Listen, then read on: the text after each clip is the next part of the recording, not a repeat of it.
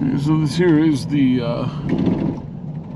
river along the Lee's Ferry side. There is the what was the Lonely something or another ranch down here.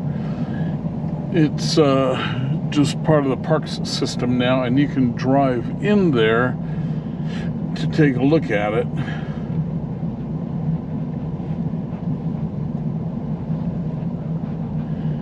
So somewhere on this and that side of the river is a road or a path that people could take to get down here to the ferry. So that ranch back there was called the Lonely Dell Ranch. Lonely Dell Ranch. As you can see, there's a strip along the hillside over there that looks like it could have been a road at some time and eventually has eroded away. Drive in here, take a quick look at the So here's the sign that was on the Lee's Ferry sign. Yeah. So John D. Lee settled here in December 1871 and established ferry service 13 months later. After her husband's death, Warren M. Johnson ran the oar-driven ferry for Emma Lee, 1875 to 1879, when the Church of Jesus Christ of Latter-day Saints purchased her interest, and Johnson served until 1895. He was followed by James S. Emmett, who sold to the Glen Canyon Cattle Company in 1909. And then Coconino County operated the ferry from 1910 to 1928. And then it went under. Now let me take a quick look at the sign here.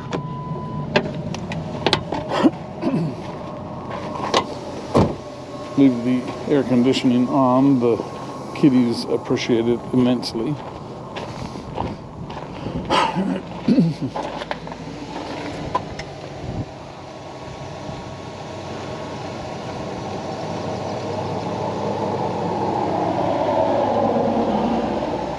Yeah, so we were up here, and the riverboat remains are up there, so we couldn't get to it. So apparently here is the, I don't know, historic trail that people would take down to it. And then this might be it here, Lee's Backbone, a road built to get people up and out of there. So interesting.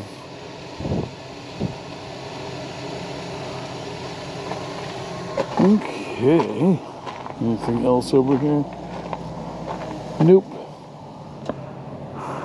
So yeah, you can see there's a line going across there, and that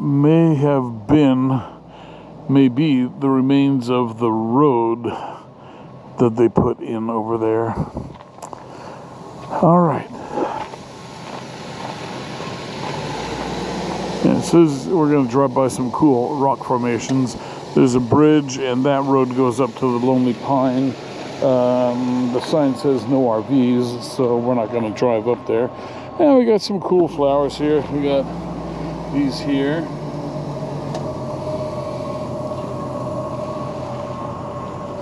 And we've got these.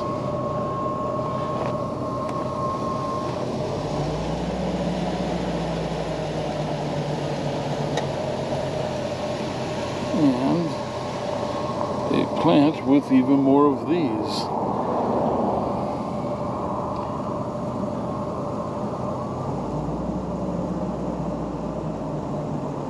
Okay. All right, let us get hopping on to the next destination. What is that off there that way? What's what? What's off there that way? That trail, I don't know. Let's take a quick picture. We are back down here. We're going to try and drive up the Lonely Dell Ranch Road. It says no RVs, trailers, buses, but technically we're a truck with a camper. Yeah, so Our footprint is that of a pickup truck, and we should be all right.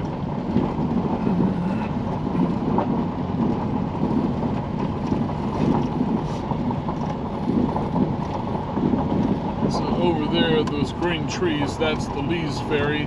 This little body of water, river here, that is the Pariah River, not to be confused with Piranha.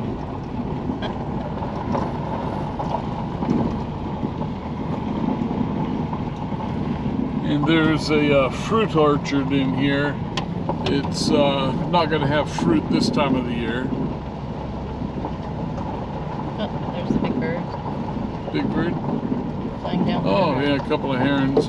We're not going to be able to see those, though. Oh, doesn't look like they let you in. Yeah. Unless, oh, it's chained, right?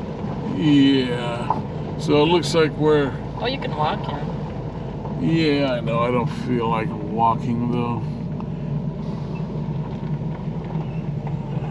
Maybe they said the parking lot was 700 feet. They didn't say how much further you have to walk.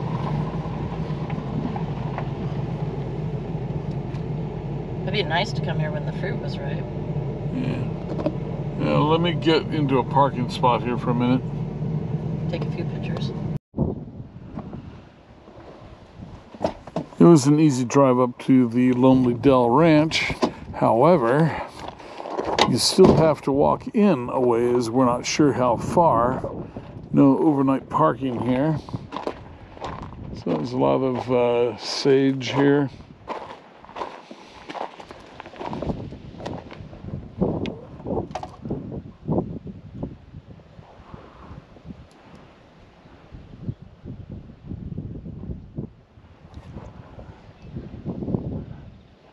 So there are some homesteading buildings over there, so we'll take a look at it. All right. And there's only one other person here. All right, doors are locked. Let us depart. Okay. Glen Canyon, Vermilion Cliffs Wilderness. I guess if you go up far enough in the Pariah River, you're going to see some sandstone cliffs in the upper part of the canyon. That would be cool. There's a yucca. And more vegetation up the road. They got peaches here. A homestead mission. There's a picture of the mission there. Got an old wagon, some fencing, trees. And there, lead ferryman Warren Johnson and family on the steps of their home at Lonely Dell Ranch, 1892. Oh, that'd be cool just to go up this river and see the sandstone cliffs. Huh. So that probably Interesting. answers your question about the rocks. If it's sandstone, then the birds can dig in it.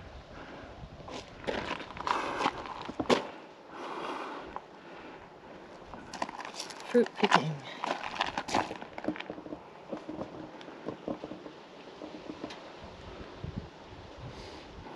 Okay, well, let's go see what we have here. All right, so there's just a big field there. I know at one time they could have been farming this whole thing. They were self-sufficient and had to take care of themselves. We got some signs coming up, so we will see them. Okay, I just was looking and noticed that I'm assuming this was irrigation ditch that they had put in to supply water to the field here, because it sure looks like a good, nice flat field to farm. So they got rock and mortar. The rock was here, but the mortar, that was probably a job to get mortar here.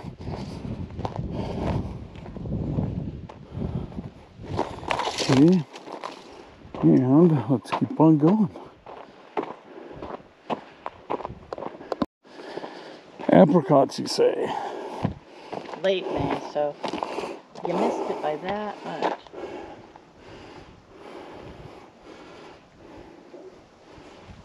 big orchard, and it's still viable too. Look at how healthy those trees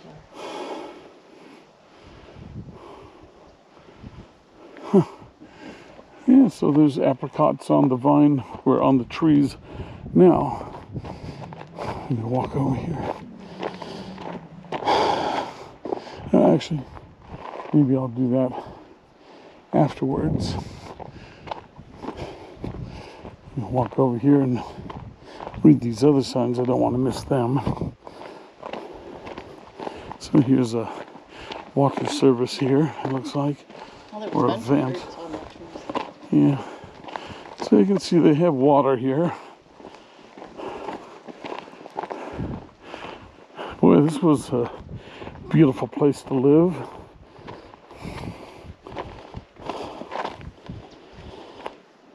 I say from society, settlers here had to provide for themselves. Growing their own food proved to be a constant struggle as unreliable irrigation plagued the desert fields.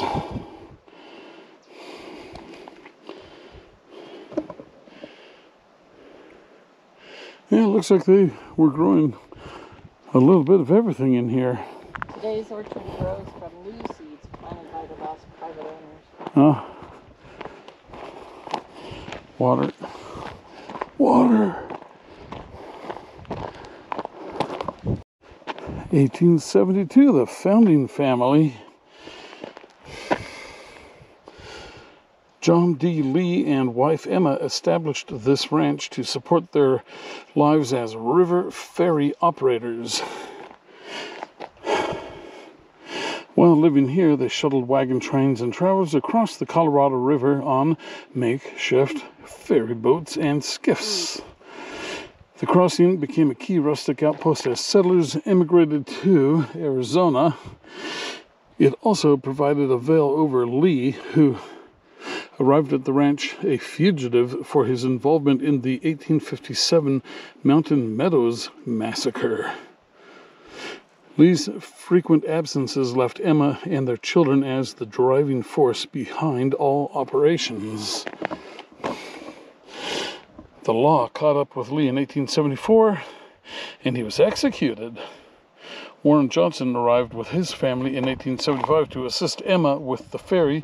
She continued at Lonely Dell until 1879, sold the property, and left. More families would follow, called by their church to maintain the ferry's crucial link to the immigration trail. So there is John D. Lee, the first ferryman, captured, fugitive, and executed a couple years later in 1874. Emma Batchelor Lee gained a good reputation for healing the sick and injured with her creativity, courage, and skills developed along the river's edge. She remarried and was known as Dr. French until her death in 1897. Huh. We got some rain clouds moving in here. What's that about? Unacceptable. Unacceptable. Okay. Well, this is their view. I mean, this is pretty cool. There's some old rotting timbers, logs there. Might have been intended for something. Actually, it looks like there may have been structures along there.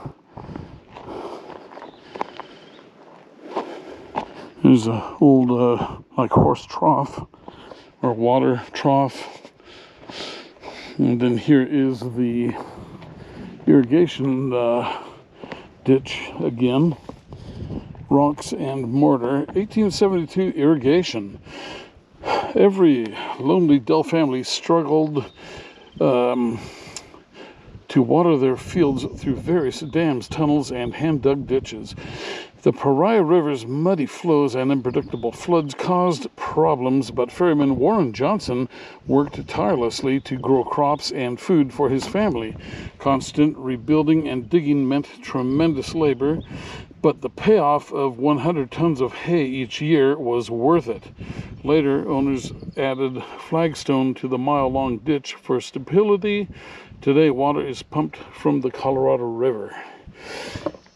And that's kind of a picture of the water trough that he made. A haphazard flume clings to the rock.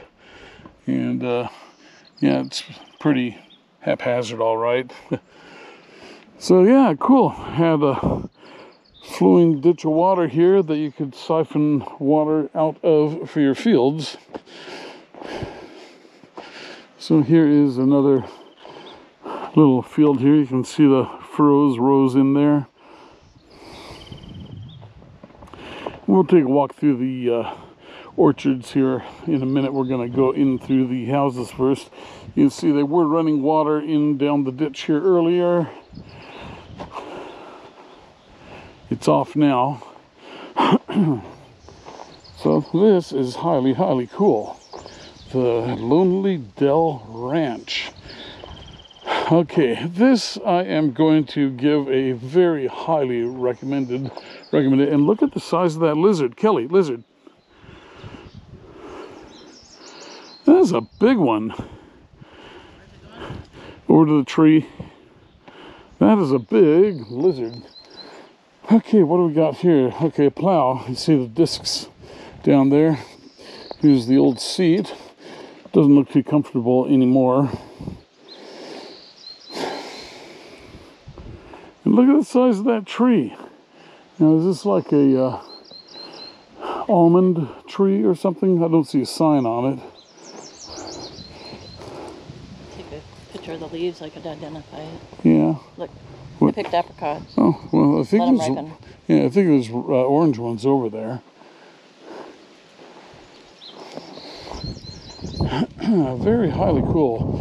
1925 polygamist cabin. Jerry Johnson, son of former ferryman Warren Johnson and wife Samantha, built this cabin as part of a polygamist haven. With the completion of Navajo Bridge in 29, travelers bypassed Lee's Ferry, and the ranch grew quiet. Johnson's family decided it would be a perfect place to live and discreetly practice their religion, which included plural marriages. At that time, polygamy was illegal and no longer accepted by the Church of Jesus Christ of Latter-day Saints. By 1934, the commune had relocated and new owners incorporated the cabin into their dude ranch. Look at all the tools I got. Oh yeah. Polygamous cabin. The shelved cabin as it stood in 1932. The dude ranch owner Leo Weaver reclines under Ramada in 1935. Huh. So here's some old tools. That looks like a stirrup. Here's a U-bolt for like a muffler or something, an exhaust pipe, or a fence.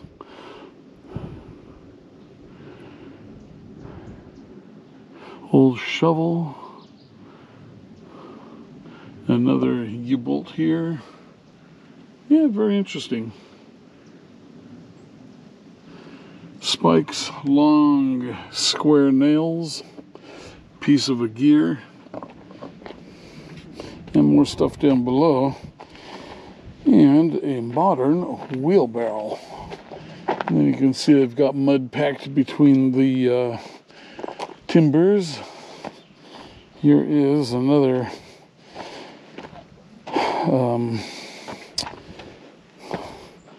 rear axle. There is the drive gear. Yeah, so there's the ring gear and there's the pinion, and then the shaft is here going forward. Interesting.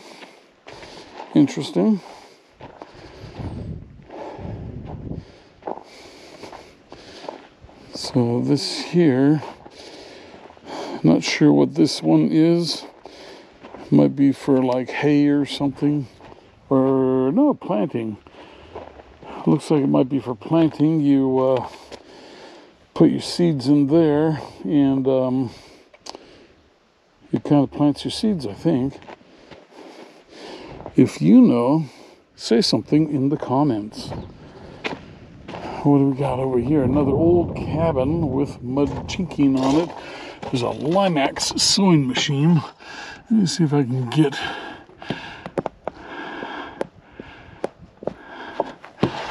Okay, that's maximum bright on the light, so not really much to see in there. But yeah, there's an old sewing machine table. Here's that little garden again.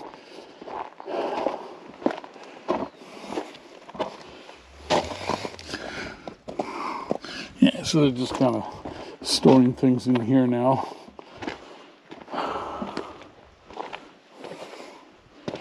I don't know, is it open or not? Nope, not open. Darn.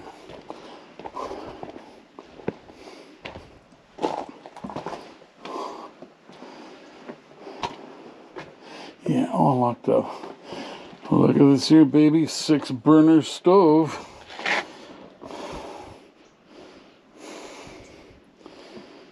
And an oven. Throw your wood in there. And you're making bread. Nice little awning roof. It's got some termite or carpenter ant action. There's no wagon. So, 1886, Samantha's cabin.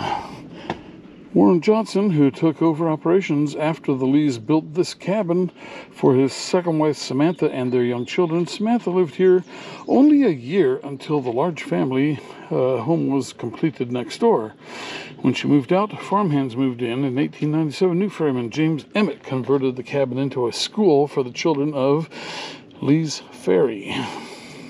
Using salvage parts from a steamboat abandoned along the shore of the Colorado River, that would be the Lee's Ferry, Emmett extended walls and improved the floor and roof.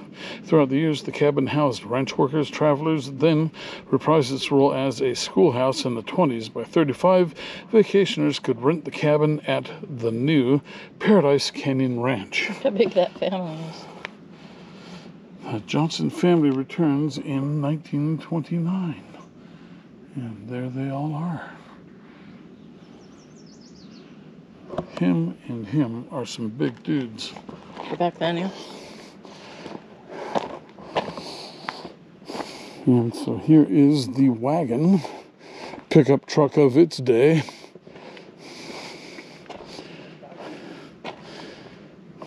Chained up, not to go.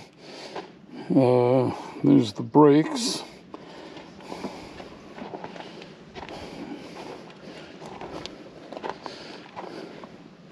So it would be interesting if you could see a name on it. I know that Studebaker made a lot of wagons starting in the 1850s or so. Studebaker was one of the oldest manufacturers of transportation vehicles. It's a shame they folded and went under. So there's another mountain out there.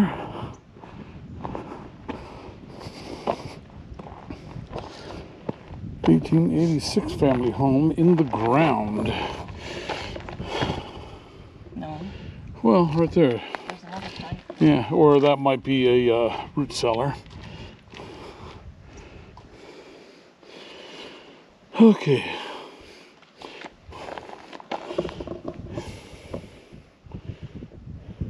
The root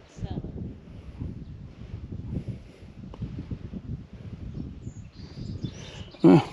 So the big home, 2-story home there, burnt down. That's too bad. And there's the remains of it. It's got a bell over the gate.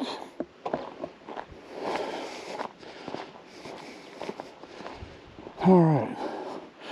And so here you see their yard nicely leveled out.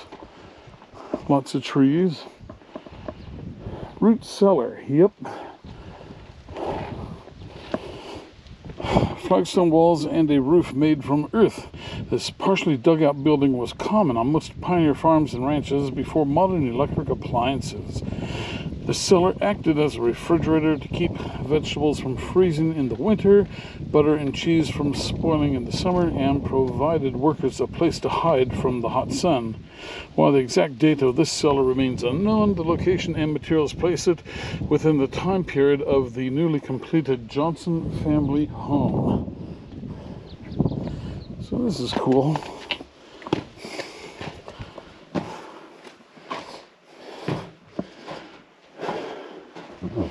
Get some light in here.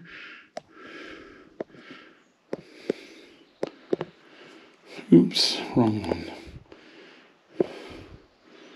1, 2, 3.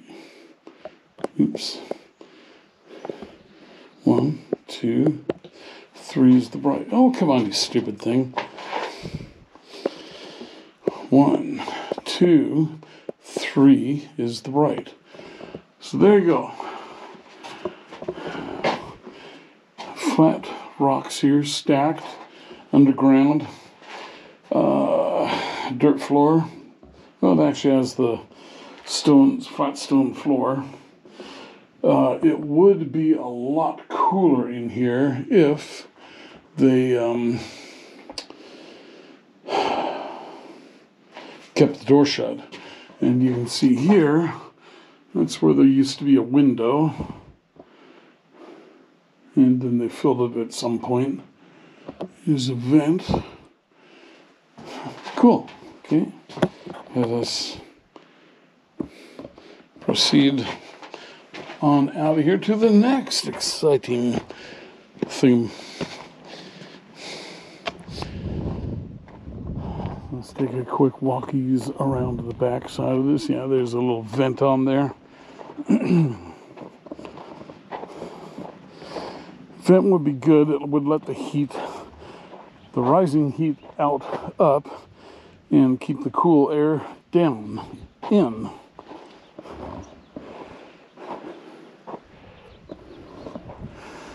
Okay, so there is stuff out there. We're not gonna go that way though. But yeah, very, very interesting. A person could make a nice life here, and that's why they did it. There's Kelly's over there. So I don't know if any of this is open or not.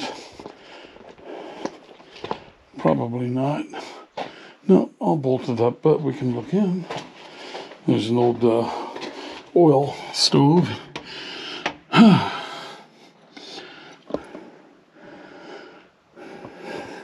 Well, this is actually pretty nice. It's got nice, looks like pine floors, knotty pine, all the way through. And it's in good shape. You can see this, one of the DeWalt tools from the late 1800s there. And a ladder, probably from about the 1920s. Okay, let's walk on over this way. There's a water spigot and a fire hydrant. That's good. Metal roof. Electricity. Yeah, this has been modernized considerably over the last 150 years. What's in here? Yeah, it's a closet.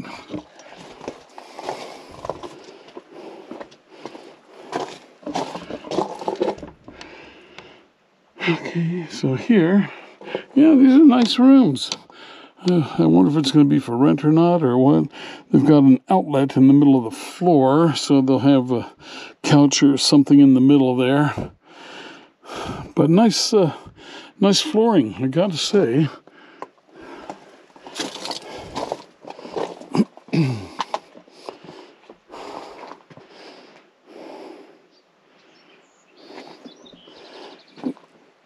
Daikin mini split. So they've got their power shut-off switch, and then they have their lines are inside of looks like a split loom. There's better ways to insulate that. for more efficiency. Okay.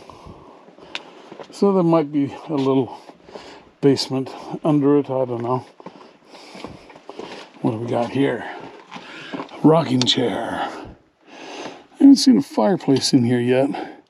But yeah, I gotta say, I really like these floors. There's a long workbench in there. It looks like it's got plastic on it, so there might be finishing wood on that.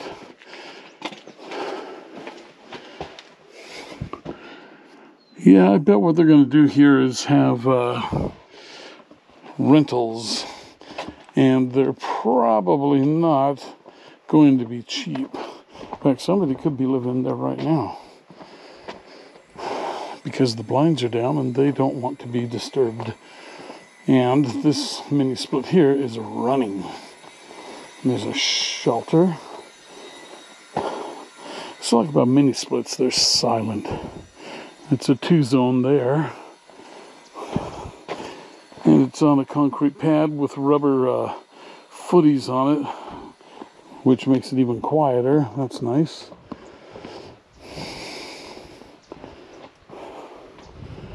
Yeah, so I'm pretty sure someone is in here. What?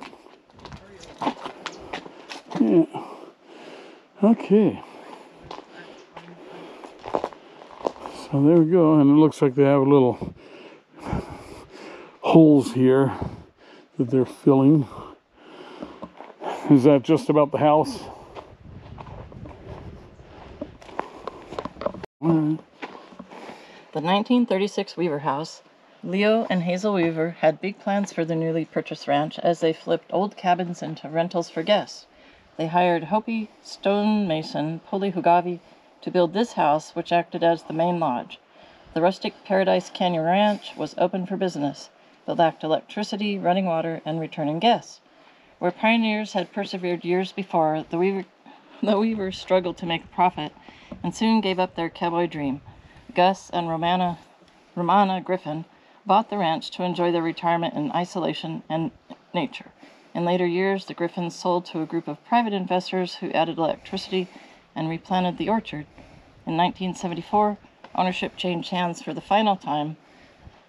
The National Park Service now maintains the ranch to preserve the history of Western exploration. And that's Hazel and Leo Weaver in 1936. A lot of stonework. Oh, yeah.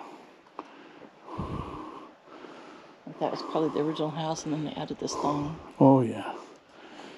And there is one of the original wagons that the cowboys would drive around the property maintaining things. Nice wood floors. Yeah, they're beautiful. And look at the view from this place. Why wouldn't anybody want to live here? And when they were here, these trees were probably either smaller or non-existent. Well, they had an original orchard, but it was planted by the last tribe owner. Yeah. So the Pariah River is way over there, and I'm just not gonna walk that far, but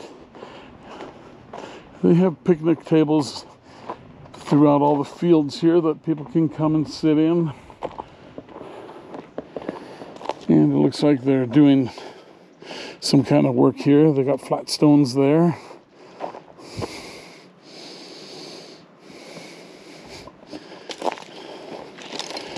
And here is, oh, look at that big old, big lizard. Huh, cool. Look at all the gearing inside of that. Must be like reduction gearing or something.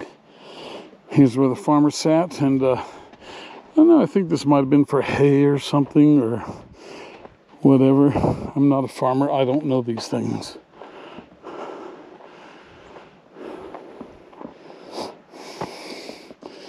Well, maybe I'll walk over here. There might be some close by here, sort of on the way back.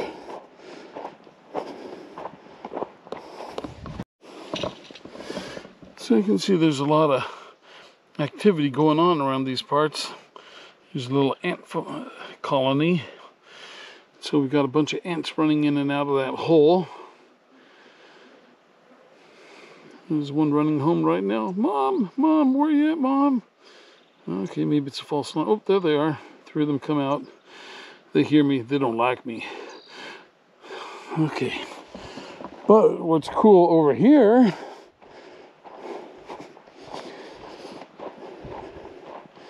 is, I think those are beehives, aren't they? Now, if it's active, I don't want to get too close. Yes. Beehives give bees space. Otherwise, it's going to hurt.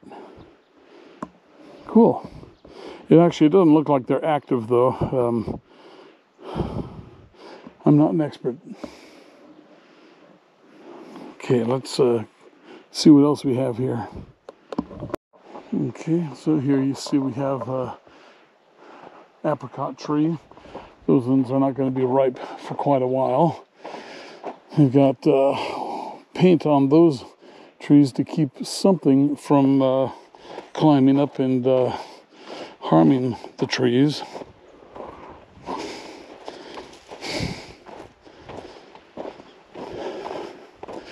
Boy, I almost feel like the unknown mechanic out here walking through the fields, checking on everything.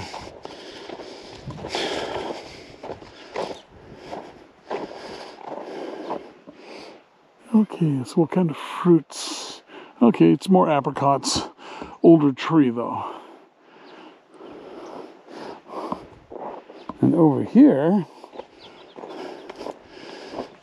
bigger apricots. These ones are looking a little more pickable.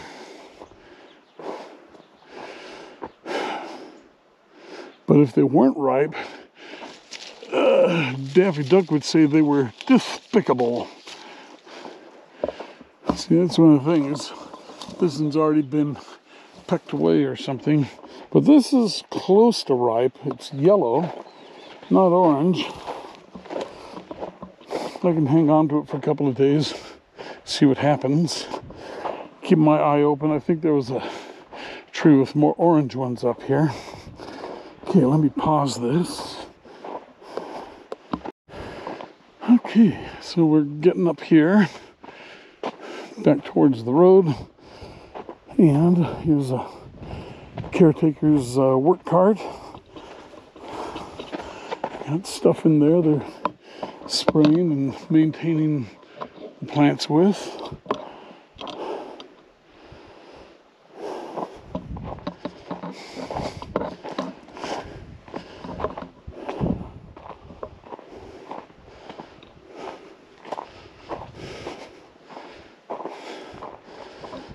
Okay.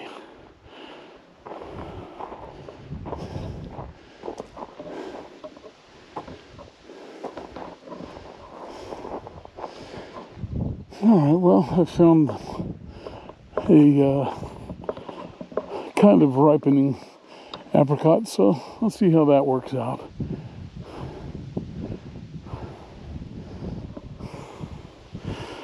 Okay, so that concludes our tour here of the, oh, what the heck was the name of the ranch now? It escapes me. But look at that view. Wouldn't you want to work here, live here? Especially now that we have roads, gas-powered vehicles, air conditioning, electricity. Look at that, crow, raven.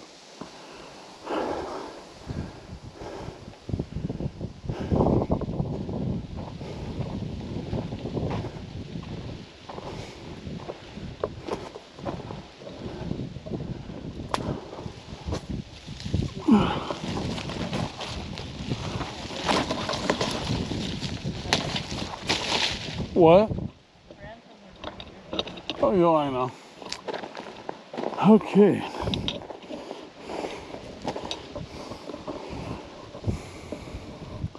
So that is it. Tour complete. Very cool place to come. Highly recommend.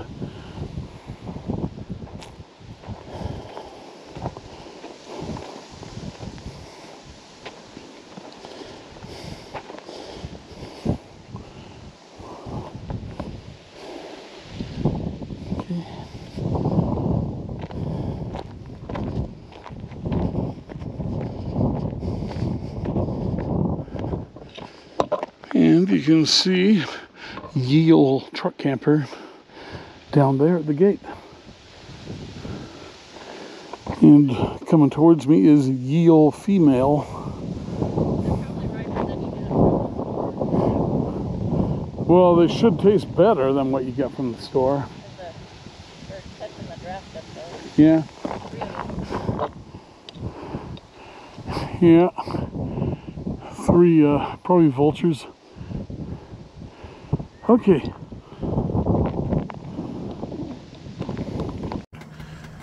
These are apricots we picked from the Lonely Dell Ranch down in Glen Canyon, part of the Grand Canyon system. And these are, the ranch was established in the 1800s with Lee's Ferry crossing in the Colorado River down in the canyon. It was one of the only places that you could cross the Colorado River easily on both sides.